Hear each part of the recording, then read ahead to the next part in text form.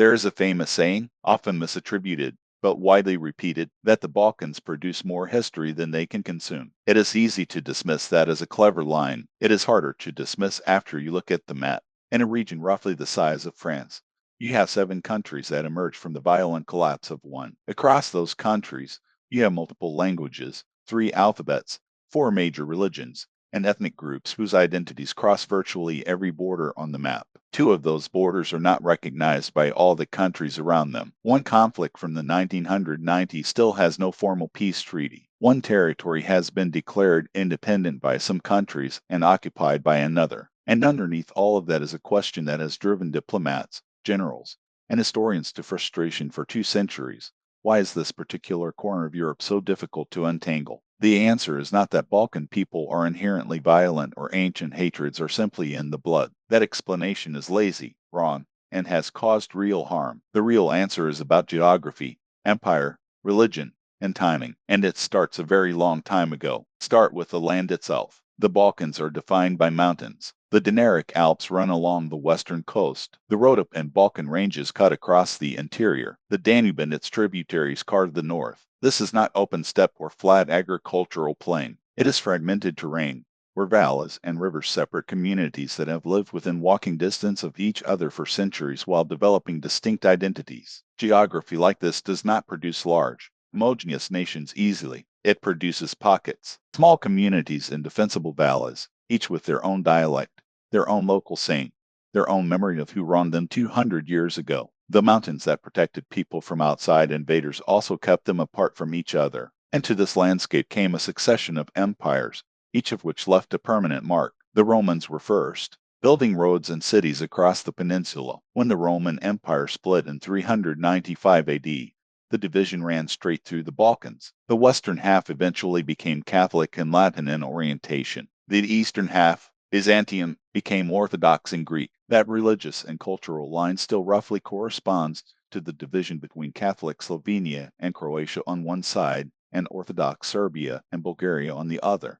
A boundary drawn by an administrative decision in late antiquity is still visible in the region today. The Slavic migrations of the 6th and 7th centuries brought the ancestors of most modern Balkan peoples into the region. Serbs, Croats, Slovenes, Bulgarians, overlapping with populations already there. Medieval kingdoms rose and fell. Serbia had a powerful empire under Stefan Dun in the 14th century. Bulgaria had its own periods of dominance. Croatia was bound to Hungary and later Austria. Then came the Ottoman Empire. The Ottoman conquest of the Balkans was one of the most consequential events in the region's history. It began in the mid-14th century and culminated with the fall of Constantinople in 1453, the Battle of Kosovo in 1389, where a Serbian-led coalition fought an Ottoman army, became the founding myth of Serbian national identity, even though the historical details are far more complicated than the legend. Under Ottoman rule, which lasted in various parts of the Balkans until the 19th and early 20th centuries, the region was governed through the millet system, a framework that organized people by religion rather than ethnicity or language. Orthodox Christians, Catholics, Jews, and Muslims each had their own legal and administrative communities. You were defined first by what you believed, not where you were from or what language you spoke. This had profound consequences. Religion became the primary marker of identity, and it became entangled with political loyalty in ways that are still felt today. When the Ottomans converted populations to Islam, those converts did not stop speaking their local language or abandon all local customs. Bosnian Muslims still spoke Slavic languages. Albanian Muslims retained their distinct identity, but their religious affiliation now separated them from their Christian neighbors in the eyes of both empires and, later, nationalist movements. The Habsburgs controlled the northwest, Slovenia, Croatia, parts of Serbia, and brought their own Catholic and Central European influence. The border between the Ottoman and Habsburg empires shifted repeatedly over centuries. To defend it, the Habsburgs created a military frontier zone and populated it with Serbian Orthodox settlers who were given land in exchange for military service. This is why, by the 19th century, there were large Serbian communities deep inside what would become Croatian territory. That demographic reality would matter enormously in the 1990s. By the 19th century, Both empires were weakening, and as they weakened, nationalism, the idea that each people should have its own state, arrived in the Balkans from Western Europe and collided with the region's extreme ethnic and religious complexity. The problem was fundamental. Nationalism assumes that nations can be neatly separated. The Balkans had spent centuries mixing populations in ways that made neat separation nearly impossible. There was no line you could draw that would put all Serbs in one state, all Croats in another, all Bosniaks in a third. Every line left minorities on the wrong side, and every minority became a potential source of conflict. The great powers of Europe, Britain, France, Russia, Austria-Hungary, and later Germany, all intervened repeatedly, backing different Balkan factions according to their own strategic interests. Russia positioned itself as the protector of Orthodox Slavs. Austria-Hungary was determined to prevent Serbian expansion from destabilizing its own multi-ethnic empire. Britain worried about Russian access to the Mediterranean. Their rivalries turned local conflicts into international crises. The Congress of Berlin in 1878 redrawn the Balkan map after a Russian-Ottoman war and created new grievances almost immediately. Bulgaria was given territory, then had it taken back. Serbia gained independence but not the borders it wanted. Bosnia was placed under Austro-Hungarian administration even though the Ottomans nominally still controlled it. Almost every decision made around that table planted a seed of future conflict. The 20th century was when the accumulated tensions of the previous 500 years came due, repeatedly, and at enormous cost. The Balkan Wars of 1912 and 1913 saw the remaining Ottoman territories in Europe carved up by Serbia,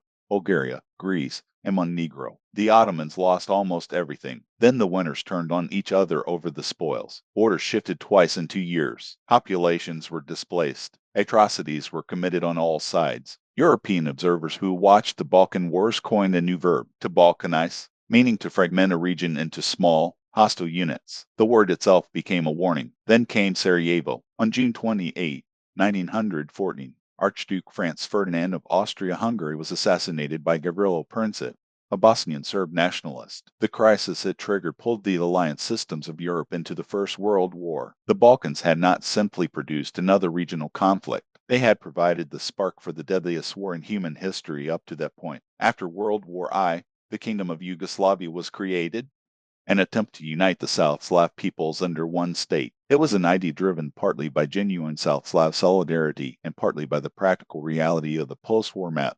It was also deeply contested from the start. Serbs, as the largest group in the victorious nation, tended to dominate. Croats pushed for more autonomy. The political system was dysfunctional enough that King Alexander abolished the constitution in 1929 and declared a personal dictatorship. World War Roman II in the Balkans was not just an occupation, it was a multi-sided civil war. The fascist Ustaša regime in Croatia committed genocide against Serbs, Jews, and Roma on a scale that left permanent trauma. Serbian royalist Chetniks, Tito's communist partisans, and Albanian and Macedonian factions all fought each other alongside and against the German and Italian occupiers. The death tolls and the memories of those years fed directly into the conflicts of the 1990s. Tito's post-war Yugoslavia held the region together through suppression, ideology, and the careful balancing act described in the Yugoslavia video. When it collapsed, the unresolved questions of the 20th century, who lives where, which borders are legitimate, what happened during the war, came flooding back. The wars of the 1990s were not simply ancient hatred spontaneously reigniting. They were the result of political actors deliberately mobilizing those histories for contemporary power struggles. But the histories they mobilized were real. The grievances, the demographic complexity, the lack of any border that everyone accepted, all of that was real. The Balkans in the 1990s showed what happens when genuine historical complexity is weaponized by leaders with no interest in compromise. Today, the Balkans are more stable than they have been in a long time. Most of the region is in NATO. Slovenia and Croatia are in the European Union. The EU accession process has given other countries, Serbia, Montenegro, North Macedonia, Albania, Bosnia, a framework for reform, however slow and imperfect. But stability is not the same as resolution. Kosovo declared independence from Serbia in 2008 after the 1999 NATO intervention. It has been recognized by over 100 countries, including the United States and most of the EU. Serbia does not recognize it. Russia and China back Serbia's position. Inside Kosovo, A Serb minority in the north remains in a deeply ambiguous political situation. The border between Kosovo and Serbia is one of the most sensitive points in European geopolitics. Bosnia-Herzegovina operates under the Dayton Agreement framework, which ended the war but created a state so divided that basic governmental functions are often paralyzed. The country has three presidents, two entities, and a constitutional structure that was designed to stop fighting rather than build a functioning democracy. 25 years on, it still hasn't fully done either. North Macedonia spent decades unable to join international institutions because Greece objected to its name, arguing that it implied territorial claims over the Greek region of Macedonia. A compromise name, North Macedonia, was agreed in 2018. It was a resolution, but it also illustrated how specific and long-running the disputes in this region can be. Serbia's relationship with the EU remains complicated by Kosovo, by its ties to Russia, and by the unresolved question of whether EU membership is a genuine priority for its current leadership. The 2024 Serbian elections were contested amid accusations of irregularities. The region's democratic backsliding in several countries is a real concern for European institutions. The complexity of the Balkans is not a mystery if you look at it honestly. It is the product of identifiable historical forces, centuries of overlapping empires that organized people by religion instead of nationality, terrain that kept communities separate, nationalist movements that arrived with promises of clarity and delivered new rounds of conflict, great powers that used the region as a chessboard and repeatedly left without cleaning up the pieces. What makes the Balkans genuinely difficult is not that the people there are different from people anywhere else. It is that the problems are structurally hard. When identities cross borders, when minorities live inside every state, when the same piece of land carries three or four competing historical claims, there is no clean solution. There is only the ongoing, difficult work of building institutions that people trust enough to live inside without reaching for older loyalties. That work is happening, imperfectly and unevenly, across the region right now. The Balkans are not condemned to repeat their past, but understanding that past, honestly, without romanticizing it or reducing it to caricature, is the only starting point that makes sense. History this layered does not disappear. It accumulates, and the only way to stop it from becoming a burden is to actually understand what it is and where it came from. That is why places like this still matter to study, not because the past determines the future, but because ignoring it has always made things worse.